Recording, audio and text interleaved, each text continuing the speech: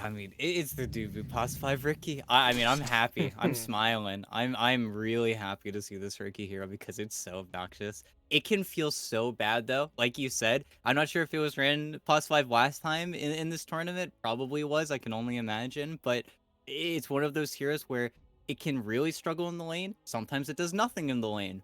If you're Dubu, it always does something in the lane. But once you get your Ag Shard, once you get maybe a Force Staff, maybe a few other items, even a Blink Dagger, you just suddenly become the most obnoxious hero in the mid game where everything just matters. It becomes kill the Ricky. If we don't kill the Ricky, we lose the team fight. And that's where Cringe Crew and taking up this CM, really good counter. You can get that root. Anything that's going to stop this guy from leaping around is going to be massive.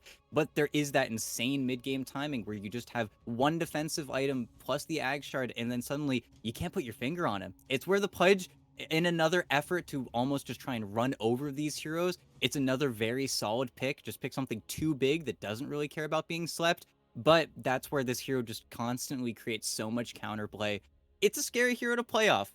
Of course, first 10 minutes might not be the most impactful hero, but it really does just become that obnoxious.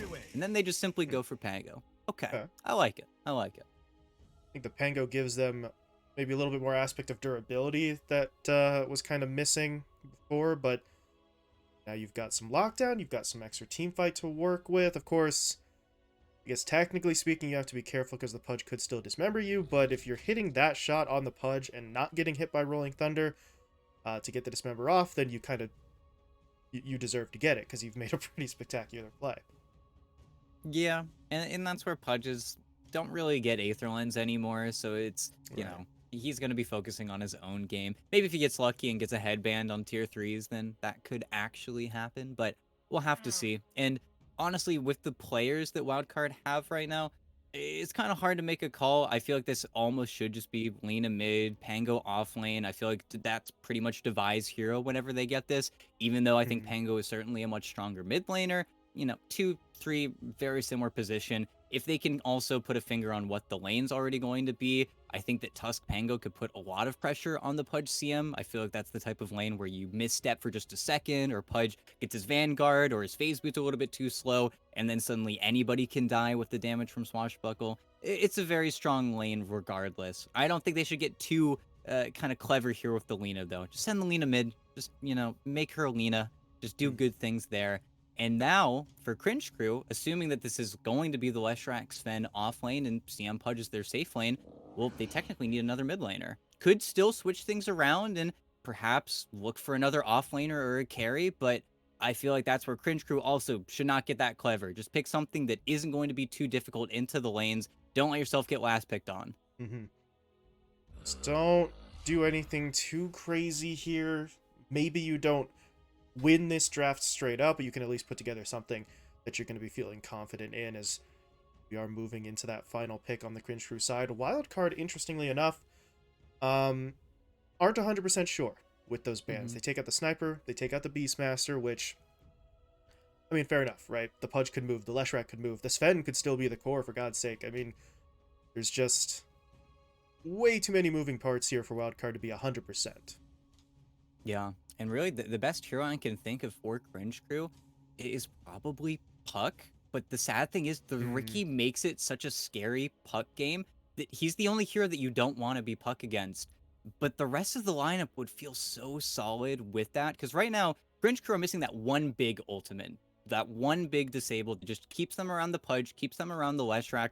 Because aside from that, lockdown wise, we're looking pretty grim. It's going to be a Blink, Stormhammer from the Sven. It's going to be some roots. It's very casual lockdown, which if you can keep the chaos with the Pudge going, is going to feel good. But you're playing versus those big stuns. You're playing versus Rolling Thunder. It's where the Pango can just become the most useful hero on the map. And then you're really starting to struggle. And nope, they oh, switch it around. They go for the Visage instead. They still get that Wraith Pact Enjoyer. So, love that for Cringe Crew. That's something that they didn't have their boxes ticked, and that will probably mean that's going to be Leshrac mid. And an Aches. yeah. Okay, not the hero I expected, but classic counter versus Pudge. Mhm. Makes his life tough. Another hero that can hold his own maybe a little bit better in terms of that durability factor.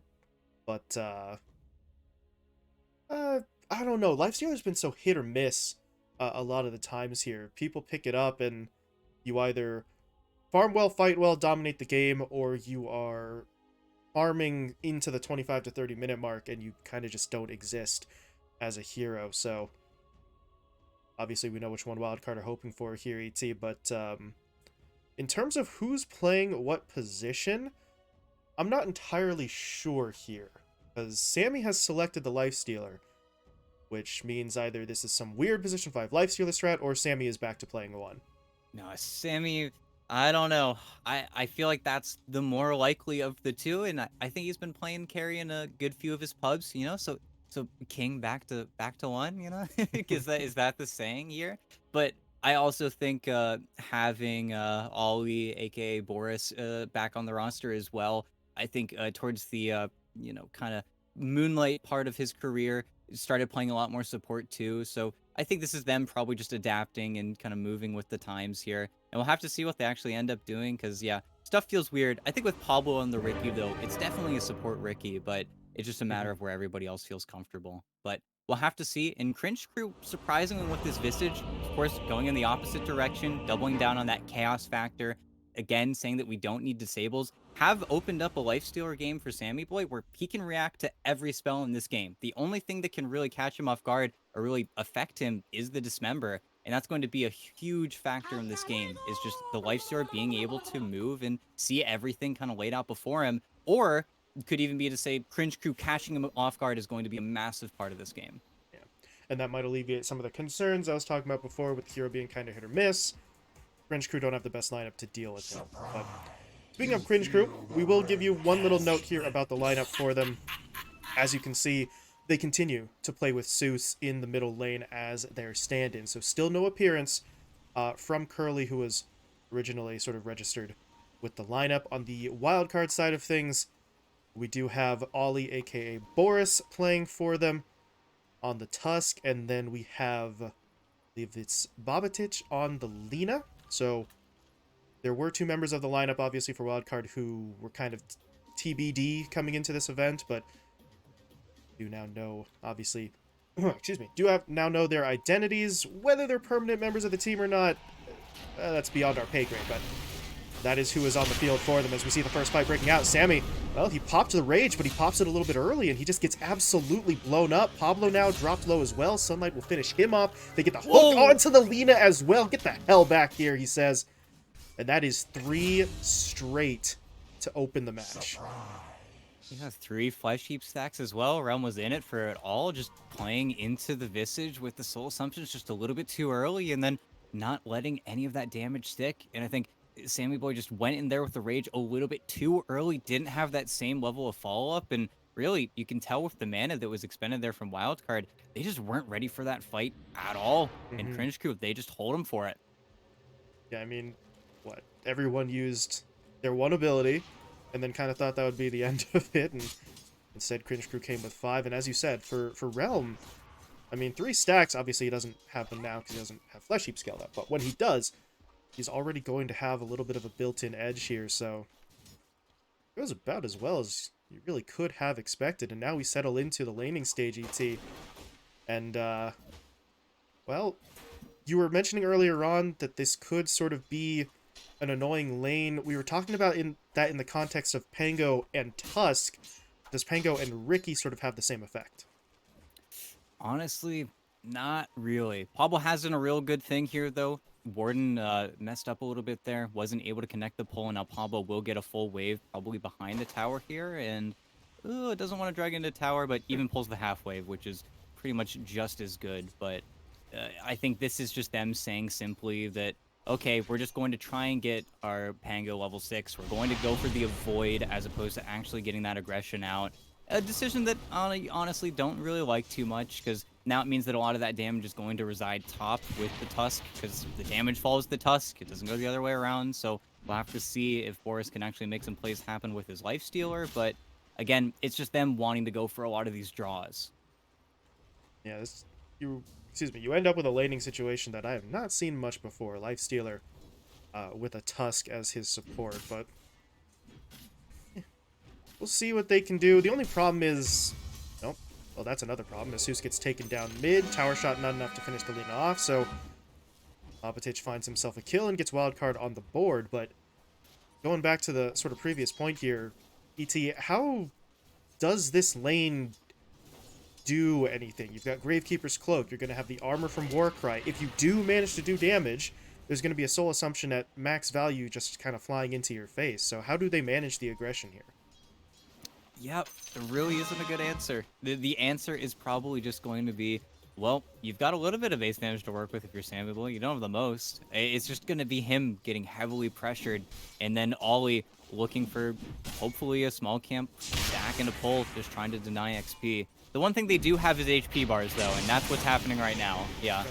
just steps a little bit too far. Doesn't want to get traded out, but does the Soul Summon come through? Yeah, and it'll happen, but hey, core for support, you'll take those. And well, I guess that is the answer. You're going to have to sacrifice somebody to make it happen, but they do still make it happen as Pablo, on the other side, jumps in onto the Warden, gets the kill. Realm doesn't have the cooldown or the mana for another hook. So Wildcard will get away with kills on opposite sides of the map, and, well, it was still a rough start, right? Giving up 3 kills before the horn blows, but they are sort of pulling it back here. Net worth in their favor, for all that counts at 3.5 minutes, ET, but it wasn't just a massive stumble at the start. And really, credit where credit is due. Always doing a fantastic job. This is the probably 3rd or 4th wave that Divine Llama has just been taking under tower because he simply can't afford to, because the double wave is coming through from him. The creep pulls have been pretty fantastic. But there's your trade in the top lane. You just get storm hammered, you don't react. Yeah, I think he pops the rage after receiving the damage just to try and run away, but it doesn't work. Now Ollie's in some trouble. Lee, I think he was trying for the body block there, didn't quite get what he wanted, but the Soul Assumption is still going to drop him low. One more, no. Lee's not going to be able to get it. Actually would have been close, because with the Tango regen, I think he might have had enough to survive it, which is part of the reason Flea doesn't actually go all the way under the tower. Yeah, but raindrops get picked up by both of the members on Wildcard, so, you know, something to do with the Soul Assumption, but that's where this is still going to be pretty annoying for him. In Wild, that was a pretty substantial dive under the tower from Realm and the Warden, and Pablo did try to punish them for it. Jumped in, dropped the smoke screen, Swashbuckle coming out at the end. Oh, 7 Not quite HP. enough. And Realm. if Divide got that a little earlier, I think he would have gotten it. The negative armor from the Blightstone, but it's got a little slow there on the reaction. Oh, Pablo? That's maybe a little too ambitious. He will sacrifice himself, and now Divide, he's swashbuckled in. He is just absolutely going to get punished here. Can he get the kill first, though? No, he can't. Realm just sort of baits him in there with the rod at the end, so he will survive. Over in the middle lane, though, more action going down as Babatic again gets one over on Sooths. Yeah, and that's kind of illegal. You really see the discrepancy now. He had Laguna Blade before he had the Pulse Nova. There was really no threat. Just doing a really good job, and this is by no means a good lane for the Leshrac, but Sooths has really done his worst when it comes to turning this into a draw. He has just kind of given away, been very greedy, wasn't playing too well around the fact that he wasn't getting his bottle quite as quickly. And right there, this would be an opportunity where he would pressure up the Lina, but instead, he's just scrambling to get any control. While top lane, again, more trades. That second point Soul Assumption that we rarely see really paying its dividends. Ollie did do some nice dancing for quite a while there. Ran him into the trees, snowballed back to the creep wave, and obviously did his best. But Lee stayed on him, stunned him up, get the kill. Speaking of kills, though, what's going on here, Seuss? You can't go down again, bud. You have got to be able to survive this. But Pablo is doing some work on him. Those are some long-range shards in from Ollie as well. And the Lina gets the kill again, and this lane for the Leshrac is bad. Really, there's no more polite way to say it. Yeah, it's just, I think, twofold. It comes from the greed coming from, you know, your Suits player, but also just the slight support rotations and the Ricky just having the boots already, having a little bit more of that highway to the mid lane. Pablo's been putting very subtle pressure, but very constant pressure onto him, but the 2 solo kills, you know, that stuff's inexcusable, but hopefully he'll be able to find his time somewhere. Don't think there's any stacks for him. Doesn't have boots either, but, you know, Suits will be on that road to recovery. And at the end of the day, hell, you are Leshrac. You will still do something. You'll still get a Bloodstone. You'll still have your Leshrac moment. Eventually, yeah. He will be in a good position. We'll see if Wildcard can maybe ramp up the pace and the pressure before he gets there, though, because he's now... But don't look at net worth. Uh-oh. In trouble? Kovacic has the Laguna. He's stunned before he can get it off, though, so Seuss is able to sort of dodge one there. This is not a fun time for him. Not a fun time down bot either. As the Warden goes down, the rotation came in. They've got a 3v1 now onto Realm, and there is no way he gets out of that. Tried for the Dismember play at the end, but it's not going to pay off, and Seuss finally gets some revenge mid. While that fight was going down, Flea rotates in. They get the double stun onto the Lina, and well, that's a nice chunk of change into the Leshrak's pockets. Gets his boots, and there's that road to recovery. Yep. Honestly, huge trade for him. Just really evening up that XP as well. It is sad that the bottom lane just kind of played out like that, especially because Divide didn't have to use his ultimate. So if he wants to, as soon as he gets some health, and Sammy Boy will even just help him out here, they're looking to get active really soon here. Thinking about it. There it is. Realm is back, though, so this is going to get a little bit awkward. They don't care. They're just going in for the Warden kill. They say, Realm, you're not important. Now that we've taken out your teammate, maybe we can kill you too. They've got the slows coming in. Watch out. Here comes Pablo, though. That TP gets canceled, so they know now Realm is by himself. They still don't want to dive the tower. They had decent health, but cooldowns were a bit of an issue.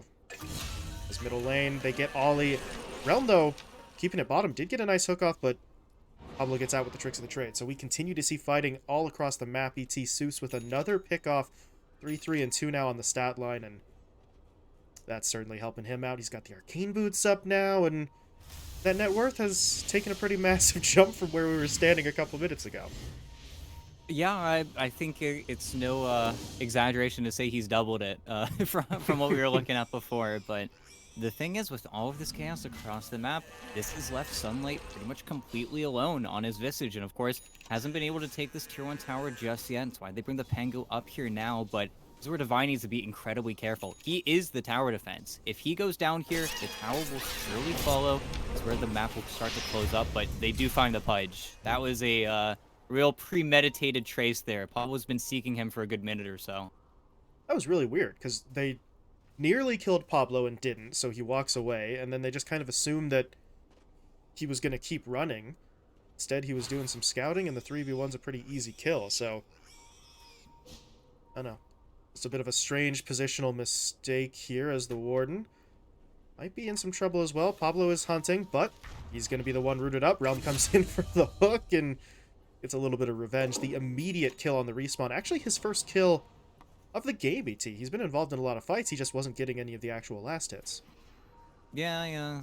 CM. Just CM things, but oh yeah, look mid, and oh, he would have loved to connect there, but there's no time, but They missed the swash. I think they're still going to get the Suits kill at least, but Ollie may have to lay his life on the line. No, okay. They barely get it, but now there's trouble. Stormhammer's here. Realm's got a haste rune. Kovacic is not getting himself out of here, and Pablo, welcome to the party. I think he immediately wants to leave, and he is going to try to do exactly that. But again, that hasted Pudge pushes in, gets the hook. He's able to blink strike himself away for now, but they're still chasing. That is such a fast Pudge. Getting in with the Stormhammer. They make the connection. They've got the damage. And Cringe crew just swing 3 or 4 kills their way in the span of like 45 seconds. yeah, 3 more Flesh Heap stacks. Just fantastic positioning there from the Warden. Just scouting out Divide. Divide doesn't feel comfortable to ever get a roll-off in that situation. And again, you take the attention away from the Visage, who will start to get involved in hook mid. That's no a big way. hook. Oh, God. Get the follow-up. He's holding the Dismember. Now Dead. he'll deploy it. And yeah, Divide's not getting out of there. Realm. The man is fearless with these hooks. He is taking shots that he really, realistically speaking, has no right actually going for, but he's able to connect. Yeah, and the funny thing is, the farm's not good. The farm's bad. He has not been able to hit too many creeps, but, you know, it doesn't matter. Because if you keep on landing, if you keep on going, 9 Flesh Heap stacks, I mean, this is where this hero starts to become very snowbally. And we will have to see, with the complete finish of the phase boots here, whether or not he goes for a BKB next, or he actually does want to just commit and go for the Ags. It's where Pudges do have those 2 very different paths they need to settle on, but for Wildcard, I think they just need to find a smoke. They need to get away for Divide to actually start with the Rolling Thunder. At daytime, of course, it's a little bit more difficult because you just have that more vision, much more vision to play around with, but it's time to go. And I think that's Wildcard. They feel like it's time to go as well. They want to make a play, but they're just airballing a little bit. Now 12 minutes, runes are up. They're trying to play mid, but hook. They got the hook. Oh. Freezing Field coming out as well. They will get the silence into the Laguna, so that does shut the Warden down, but it doesn't save Babatic. They'll lose the Lina. Pablo, what do you got? He used all of his Blink Strike charges. He'll use the Tricks of the Trade to get over the hill, and you believe that'll save him, but that's Crystal Maiden for your mid laner, and they're the squad now falling back. Cringe Crew can get some damage onto the tower. The Wraith Pack's not going to last much longer, 10 seconds left on that, but that is still going to help out as they get more damage onto the tier 1. Oh, and hell, the Wraith Pact is here. Like, it's already up. You really don't have anything to worry about. They pop the God Strength, but here we go. The roll. They want the fight. Devi's trying to get in there. Pig pull from Zeus, giving him a little bit of extra move speed, and he's not getting caught out yet. He is dodging a lot of the Rolling Thunder hits. He'll finally get caught there, but do they have enough damage to now bring him down? Zeus, with all the confidence in the world, pushing forward. He's got his boys behind him. They're going to push their way onto Devi. And the hook, it pulled Sammy back. They get the Frostbite down onto him as well. Is there a Dismember? Yes, there is. But now they need the damage. Sammy, 1 second for Rage. He's going to pop it and try to run. And that should get him out of trouble. At the same time, though, the fight kind of went elsewhere. Flea tracked Ollie into the south side jungle. Pablo went west to finish off Sooth, so they get a kill on the side of Wildcard. I suppose that's your silver lining, but 3 heroes dead in total, considering the Lina falls at the very start of that fight, and things are kind of awkward. Yeah, and an important kill for Pablo, because pretty much affords him that Ag Shard once 15 minutes is up, but I still think for Wildcard, they're pretty dissatisfied with how this game's going. They're just struggling to keep and connect onto these certain heroes, and I think part of it is just the way that these fights break out. Boris isn't actually able to find a punch that leads into the Rolling Thunder. It's constantly them just looking for lockdown that isn't hitting, and, well, that's kind of a problem with your draft here and with the Ricky pickup, because, oh, and there's your Ricky. Speaking of the man, does just die to the sentries, but as much as that is going to be a setup 15 minutes into the game, pre-it, God, the hero does look awful and can look awful. Yeah, not the best play from him so far, but we'll see. As you said, the Sleep Dart may be the difference maker. For now, though, Cringe Crew, they're going to smoke up. 4-man maneuver. If they push their way to the east, they might find some of these heroes farming, but Wildcard have done a decent job of not standing in maybe the most obvious of places, although I do say that Devi is hanging out down bot, and that looks to be the direction Cringe Crew are trying to go in. Or maybe not.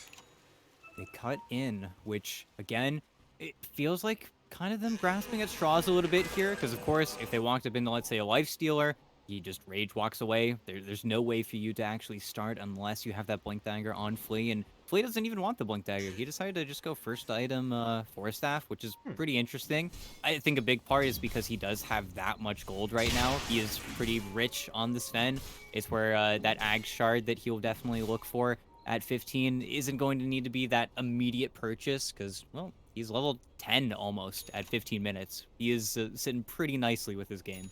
Yeah, he's got more net worth than Devi does on the Pangolier, so it's been a pretty solid start for him. 5-0-8 on the support Sven. In the meantime, well, let's see if they make another move here, because they continue to sort of stay together. Realm and the Warden moving out, but up top is actually where there's a potential fight breaking out. Zeus did get the Bloodstone, but I don't know if that's enough to help you in a 1v4. He needs backup. Pig pull attempt is not really going to work out. He's still going to get caught. Snowball locks him down. The reinforcements are coming, but they're just way too late. The Warden actually gets hit by the dart. They're going to set up with the shards. They're going to set up with the silence. And ooh. Did he try to... Yeah, he did. He tried to force stuff, but the CM was facing the wrong way. Yeah, you know, calibration. You know, they'll get used to it. They'll start talking more, but this is where Pablo, time to shine. Time to show us why this hero is so obnoxious. You get the Ag Shard, you get level 10, you get the smoke screen radius, which looks hilarious, especially with the Immortal, but, well, you sadly won't see that from Pablo today. But honestly, that's where this hero becomes so obnoxious, becomes very difficult to fight. It's where I think, depending on how these next few team fights go, might need to even take a step back and see what Realm can do with his Ags, but we'll have to see. Now they've got full mana on the Leshrac. Sooth's pretty angry, ready to go. Hopefully he turns his build around. I really don't like the Yule Scepter. Would love to see him just get a BKB, but again, setup. They needed the connection though, but...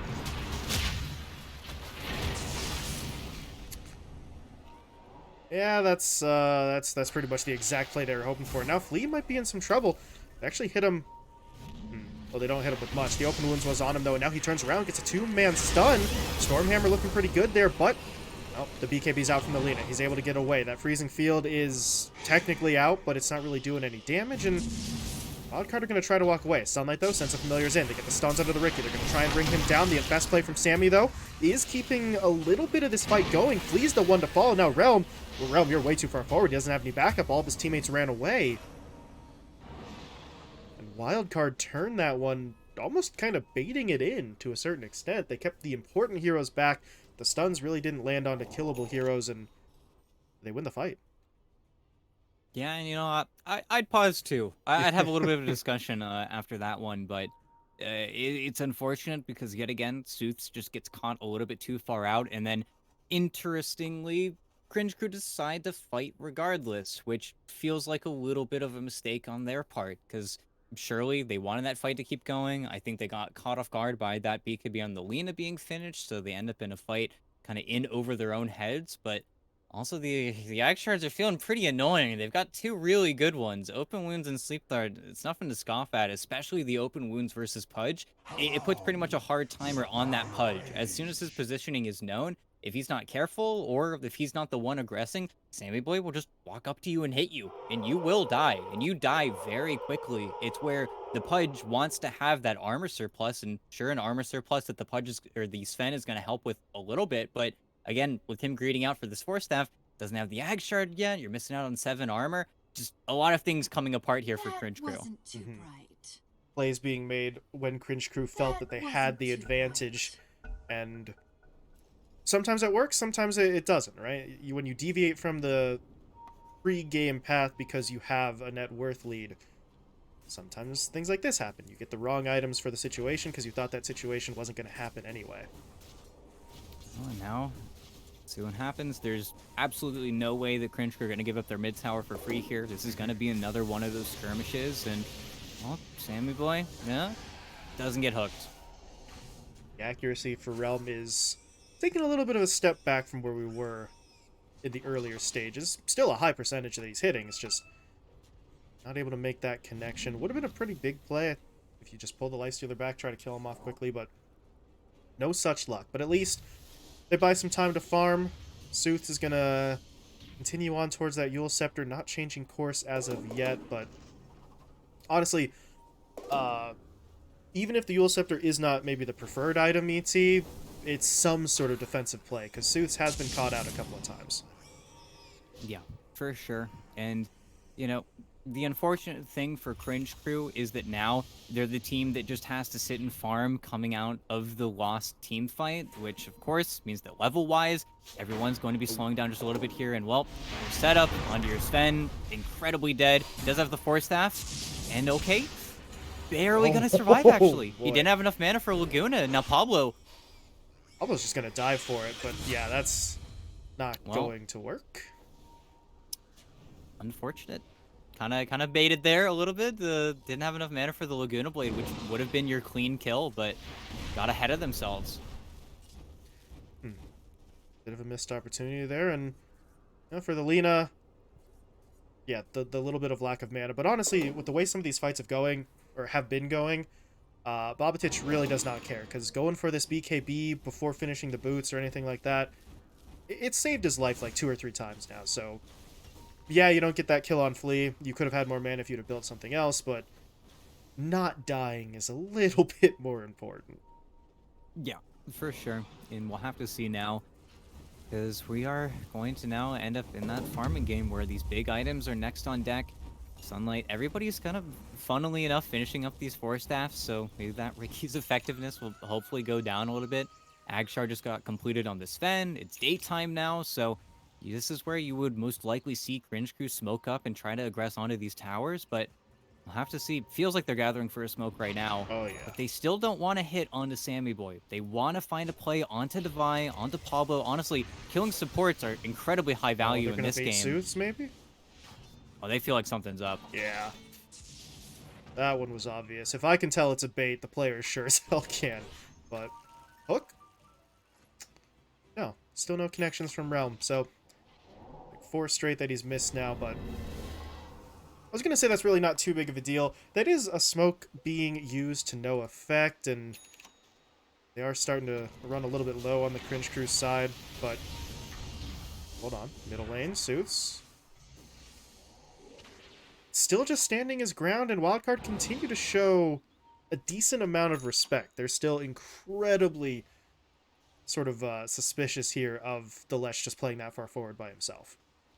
Yeah, and that's where Suits kind of knows that he can do that, because unless Wildcard are smoked or showing the Lifestealer in a side lane, with their tier 1 being gone, there's no way for them to bring that extra damage that Sammy Boy most likely needs to provide to get a kill onto the Lesh. But without that, they look for the play elsewhere. They decide to navigate towards top, and that's where they do have a little bit of a vision advantage here from Cringe Crew. Got to be very careful here. Sammy Boy's got the Deso, though, so this is a push that does need to be responded to, and well, the heroes walk over, they kick him out.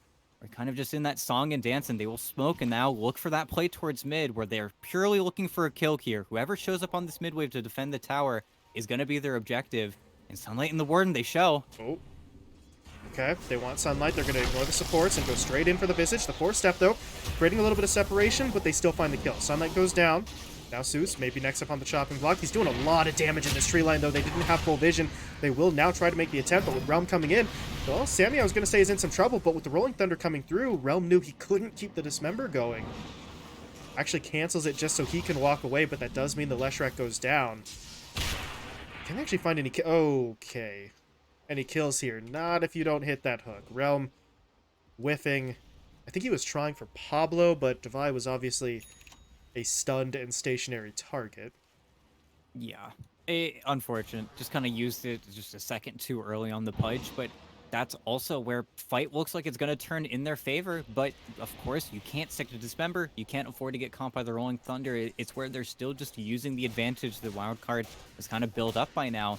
It's where I think for Cringe Crew, they need to find a way to suddenly become the initiators or the aggressors in these team fights, whether it has to be using the Yule Scepter aggressively, or if it's just them needing that Blink Dagger on the Sven and giving Flea a little bit more farm priority.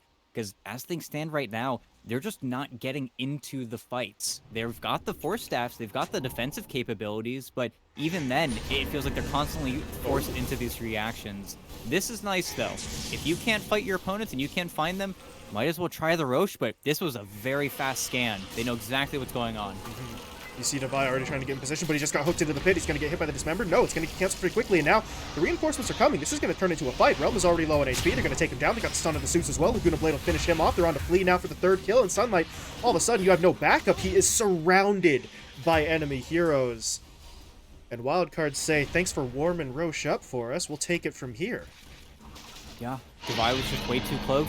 He got the roll off in the channel, which looked a little bit wonky, but he actually got the roll from the curl up before the Dismember landed, and then, well, everything just blows up in your face. It's where you look across the board from Cringe Crew, and you see that both of these cores, they don't have BKBs, they're going for the Blink Daggers now, they need a way to initiate, and without those BKBs, they can't fight either. So, really, there's just no good way for them to itemize at this stage. And now there's a Basher coming out to the Lifestealer as well, so BKBs, even if they do build for them, will be a little bit less useful. And unfortunately, ET, this was something of a talking point that I had as a concern for Cringe Crew. We saw them get through Phase 1, and they made their way, obviously, to Phase 2, why they're here, but the path was a little bit awkward for them, right? They played up against Alpha twice, they won those series, but they were 0-2'd by Infamous, so the question was, how well does this team play against maybe that next tier up of competition? And so far,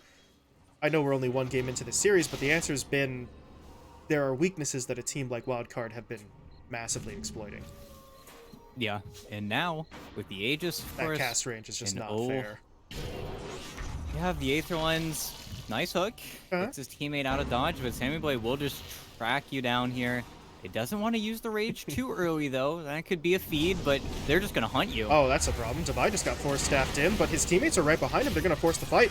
They take down the Warden first. Realm in trouble. Dismember isn't enough for the kill. Defensive Snowball is going to keep Devi Lama alive. Well, for how long, though? He's going to be able to get the Rolling Thunder off. He actually just turns straight around onto Sunlight. They find the kill, and now they're onto Zeus as well. Defensive Yule is buying him some time, but he's still surrounded, still silenced, and just really has no hope of escape. 4 heroes dead. Flea's the only survivor on the side of Cringe Crew, and this is starting to get into very worrying territory. Cringe Crew just can't take a fight. Yeah, and I'm trying to think of the possibilities that it would take, how they actually could initiate and get something going for them. There's just no reason for Wildcard to ever break up the 5-man. They don't have the best split push on Cringe Crew. They don't have the items to allow that type of playstyle. It's where I feel like they were so happy with their, pre-15-minute game plan that once things started to fall apart, they just weren't prepped. They were 2 items behind the queue before they would have been able to change things up enough. And now, well, where are we going to go from here? You're going to have to concede so many towers, so much map control now. You see, even with them TPing top, and that's a hook. Wow. That is very unfortunate for Cringe Crew. That should have been a kill, but able to use the roll-up, able to swashbuckle, blink away, and I mean, we said before they couldn't take fights. Now they're not even able to find picks. They're going to try for something here, but yeah, that's not just Pablo. There's a very angry Sammy Boy in there as the Warden's just getting pinballed around by the 4 staffs. Up, Pablo. Yeah, that may have been overly ambitious. Okay. Oops. Something, playing on the mistakes a little bit. If you can't take a team fight, might as well just, dangle the CM in dangerous territory. But it's still, the game plan doesn't really change at all for Wildcard. Maybe they need to take a little bit of a step back off. And honestly, again, with different heroes, you would say, well, it's time to smoke it for Cringe Crew. We're down 16k, but we've got a 4v5 right now. If we instigate it, it's exactly what they should be looking for. But will they find it? That's the name of this game. Here they're trying for it, and Devi just walks into it. No cancel coming out from Ollie. He does not want to be involved, so they're just going to sacrifice Devi Llama, and Suits gets the kill. And okay. What did he just buy? Something's coming out to him. Where's your courier at? That's a blink dagger. Okay. So now they can follow up a little bit here with Suits. Still needs to be very careful because, of course, any setup that is going to be there for a stun could very easily just be met with a Ricky Cloud. But you also know that both cores on Wildcard just cancel their TPs to that bottom outpost. That's where play after play, these small little exchanges, Cringe Crew, they just need to keep that ball rolling. Right now, Flea's just walking around, getting those D wards, making sure their opponents are just as blind as they are. But that's where Cringe Crew need to keep on finding those little advantages, and then suddenly those team fights are going to look really close, especially with the ages ticking out in 25 here. This is where those opportunities are going to spark. I do love that Cringe Crew appear to have made that shift in mindset. There is no 14k net worth play that is available to you right now. It's just not possible. The home run ball is not there. So instead, we're going to take this incrementally. We're going to farm for as long as you'll let us. We have 2 blink daggers now as Realm picks up his, and as you said, they'll see what opportunities come once the Aegis times out. So it's a decision that's kind of forced upon them, ET, but at least they're not trying to fight back against it. They know the situation they're in now. They're not going to get so greedy that it just straight up loses them the game. Yeah, and, well, so we're Wildcard. The exact opposite. They've got a full Abyssal on Sammy Boy. They just want to stick their dog onto whoever shows up here. And how they actually approach the defense still needs to be very, very careful. We don't have the Ag Shard on that Leshrac. Don't have too many heroes to just stand here and dangle, because anybody that shows is just going to get darted. It's why this ward is kind of surviving as long as it is. And, okay, dart lands. Nobody able to follow up on that one, but Pablo is the bomb now. Okay, he's going to TP top. Is he bringing the Lifestealer with him? Yes, he is. Unfortunately for them, I think they think Sunlight's still here, and that is very much not the case. Resummons the familiars, jukes them out a bit, and now they've got a numbers advantage on the other side because the Lina TP'd up as well. They just got to catch somebody. Yeah, and this is where that Blink Dagger, it's daytime now as well, so finding initiations gets easier, and yeah, they got Divide. They knew about the split up, and they find the punish. It just continues to kind of go their way. And again, small plays, they're not doing anything to the cores, but they're not losing anymore. Yeah, the net worth deficit is closing rather than expanding at this point as Suits.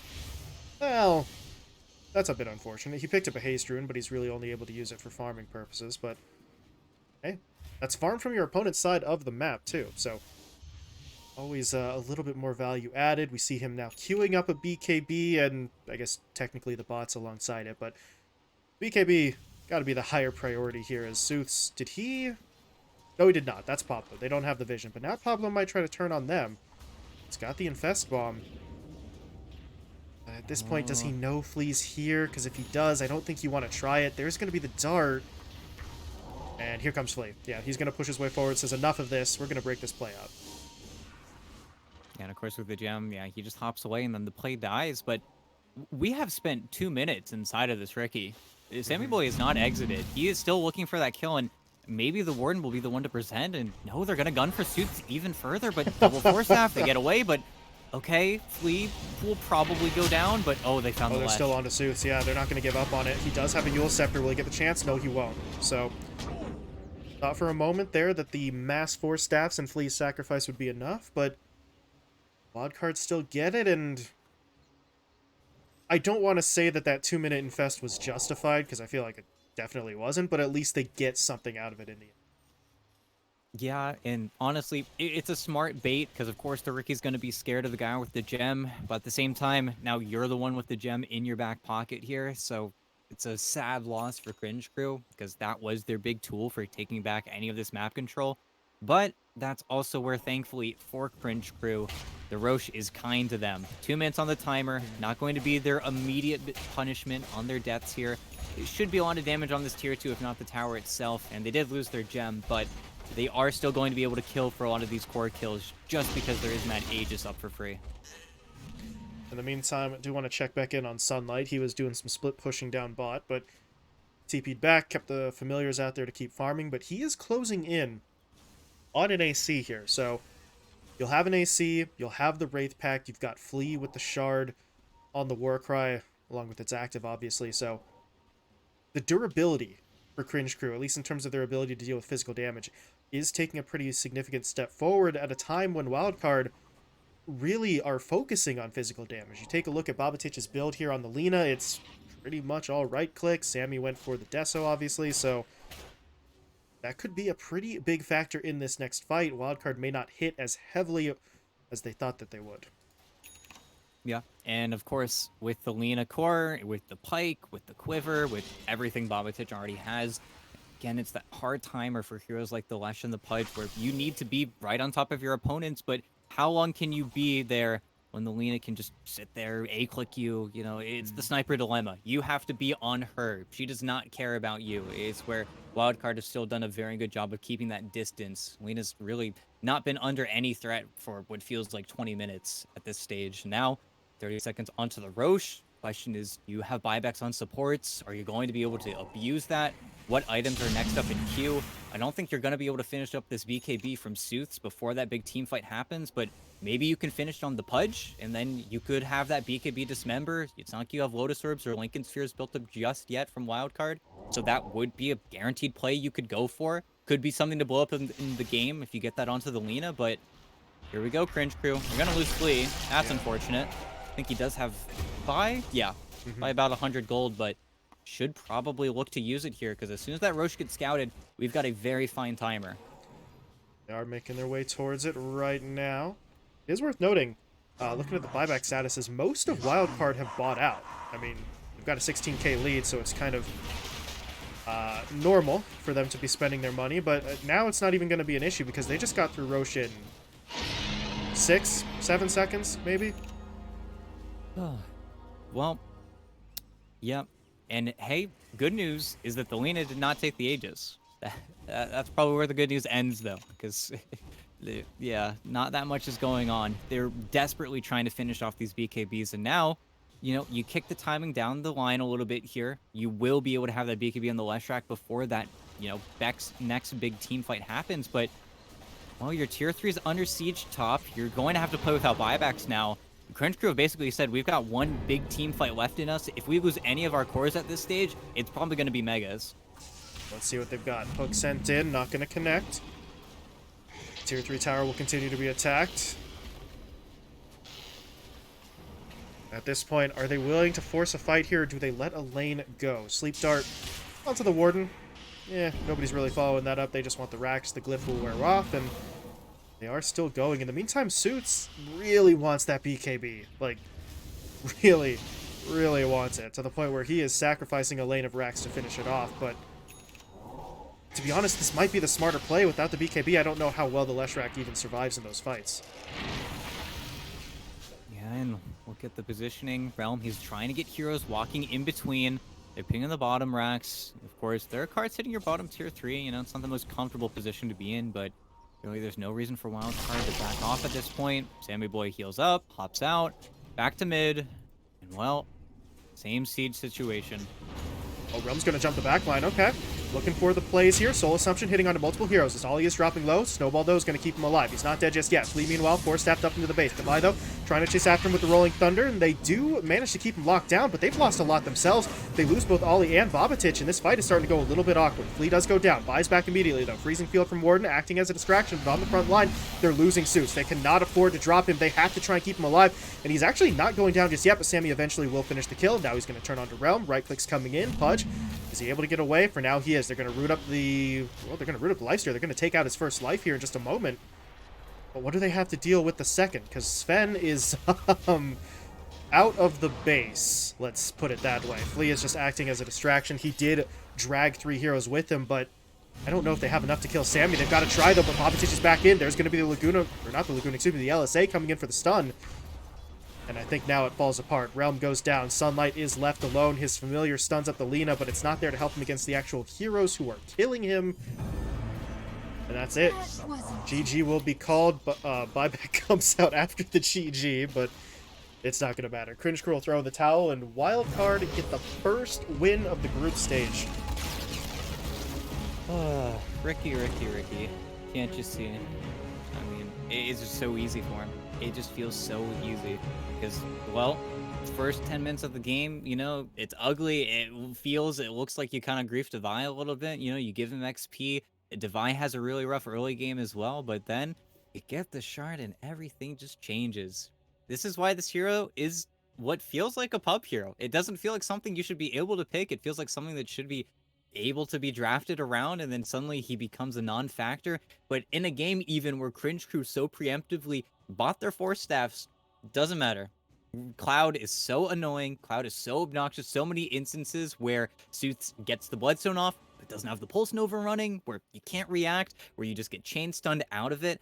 Wildcard did not have a good way to fight until it was up, and then they got it, and then they could suddenly team fight. And then for Cringe Crew, sadly, it's where they have these 4 staffs, but I think simply, if you just had a Blink Dagger on this Fen, if you just went for some of those items opposed to those 4 staffs, I understand the importance of trying to get away from the Cloud, escaping it, having that counterplay, even playing against, you know, just purely the Sleep Dart, so you don't get LSA'd right out of it.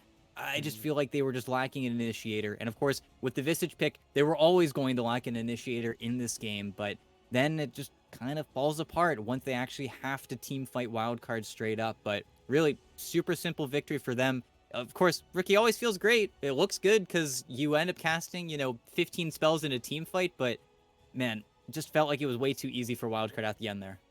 31 assists coming out for Pablo there as well. So really showing the strength of the hero once he gets what he needs, as you outlined, and Wildcard knew what they were doing, right? They had a game plan, and they don't panic. Taking a look at the graph, this moment here, around that 20-minute mark, where you start to wonder, you know, is the Sleep Dart enough? Are they going to turn the tides? They weren't worried. As long as we play the way we want to play, things will start breaking our way, and that's exactly what happened. So, Wildcard looked good in their opening match. First time we get to see the full lineup from them, and it is a successful outing. The question now, ET, can they actually make it a clean 2-0 sweep and get themselves into first place in the standings right at the start of their run? And is Ricky gonna be banned? Well, maybe Ricky will be banned. We'll see. Maybe they swing it in phase 2 if it isn't picked up already, because I feel like a phase 1 ban is maybe a slight overreaction, but we'll see. Cringe Crew have some decisions to make. So we're going to be stepping away just for a little bit here, but we'll be back on the other side of the commercial break with the start of the Game 2 draft.